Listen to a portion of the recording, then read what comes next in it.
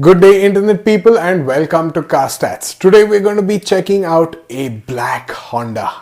We're getting a black Honda after ages, and I've said it time and again that a black paint job is the sexiest color that has ever been known to mankind. It's been maybe like 6-7 years, maybe even 8-9 years since we've in India have had the opportunity to buy a black Honda, and the last black Honda I remember was probably a 2013-2014 Honda City, or maybe even a Brio or an Amaze. If like me you also own a black Honda car, let me know what you drive in the comments below. Well, first things first, this is the Honda Elevate in its black variant, though the nameplate says black signature variant. And there are two differences between the black variant and the black signature variant. The signature variant, which costs approximately 20,000 rupees more, comes with ambient lighting on the inside and black roof rails and skid plates. And that's about it. The regular black variant doesn't get ambient lights and comes with matte silver skid plates and roof rails, which honestly I quite prefer. From a distance, it's got that brushed aluminum look to it, and also with the signature variant, you get the signature emblem, which you won't on the regular black Honda Elevate. And I'm one of the few folks out there, and I totally get it that it may be an unpopular opinion. I hate black on black. And I also feel black cars need to get contrasting wheels.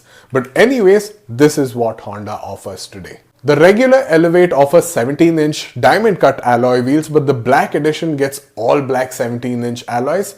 Heck, even the wheel bolts get black treatment. Talking about lighting, you get LED headlights on the front, and unfortunately or fortunately, depending on what you prefer, you get the chrome trim on the front as well. But if you want that in black too, you'll have to take the aftermarket route. You also get LED fog lamps and this brushed aluminum skid plate, but that will be in black if you go for the signature variant. At the rear, it gets this very Honda, very good looking LED connected rear tail bar setup, which you also find on the regular ZX Elevate. Overall, the design is so sorted and without ever trying to be the main character. It's like Bruce Lee wearing a loose shirt. It's all there, but won't shout it out loud. The Honda Elevate is sort of like old money stuff. Minimum show off and maximum sense. And in Honda's own words, this is a machine minimum, man maximum approach.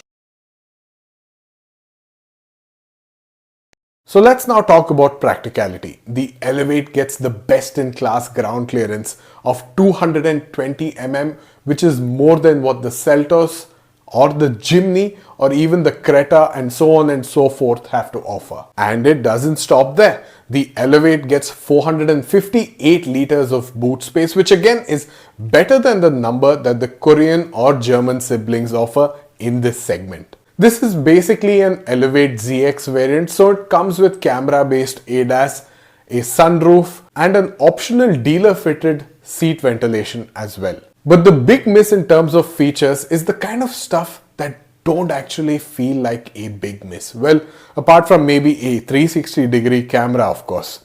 It misses out on power adjustable seats, which is fine. It doesn't get ventilated seats, but that's an optional extra, and apart from that, it doesn't get traction control modes.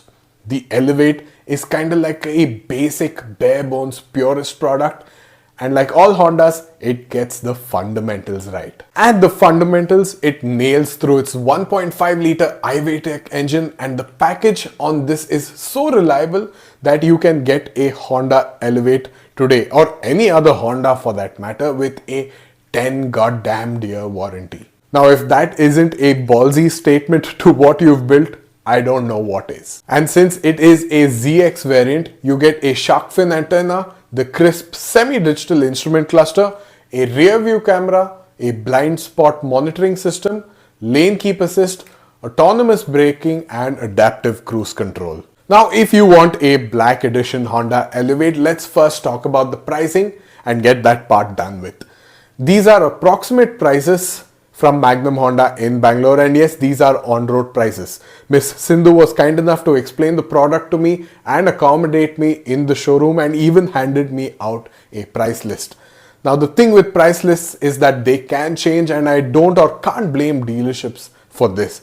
However, having said that, here are the prices for the Honda Elevate Black Edition and Black Signature Edition, at least as of when I'm putting out this video.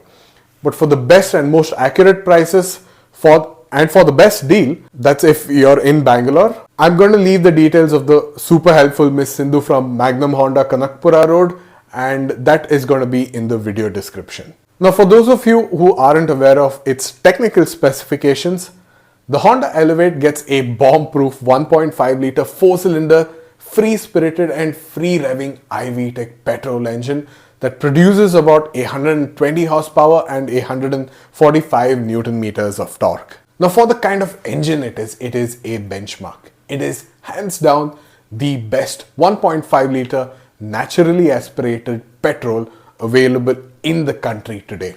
It is smooth and crunchy at the same time and also tractable yet free revving. Now, this masterpiece of an engine comes mated to a beautifully gated and crisp 6-speed manual or even a 7-speed CVT with paddle shifters. For the layman out there, what all of this means is that you're going to have fun, but not too much. It's not going to throw you back in your seat, but it will definitely plaster a smile on your face. It's not going to offend fellow road users with how fast it is, but it is going to give you an ego massage. It is going to be an extremely responsive ride where the throttle will feel connected to the engine, and not just that, this car is narrow, nimble and easy to drive. Sure, it doesn't make too much sense whatsoever if you're going to seat more than 4 people in it, but otherwise it's the only other compact SUV I've seen in the Indian market today that has a visible persona. The first, of course, being the Suzuki Jimny. Let's now talk about interiors, and yes, you guessed it, it's all black. And for some of you, you may miss out on the tan brown interiors, which I must say gives the Elevate a very premium feel while making the cabin feel larger than it is. The doors open nice and wide and the rear seat legroom isn't an issue at all. But what is the width of the cabin. This is a car for small families with less than 5 people on board. All of you are going to be very happy, but the 5th person won't. The rear seat passenger gets AC vents and a 12-volt power outlet. On the doors, firstly you get these deep gloss black door handles, which otherwise is chrome on the regular Elevate. On the inside of the door, on the panels that is, you get a combination of hard plastics and soft touch leather-like treatment, though I wasn't able to confirm if it is indeed leather. The same piano black finish can also be seen on the dashboard, which also houses a 10.25-inch infotainment screen. The Elevate gets a wireless charger and also gets cup holders for storage.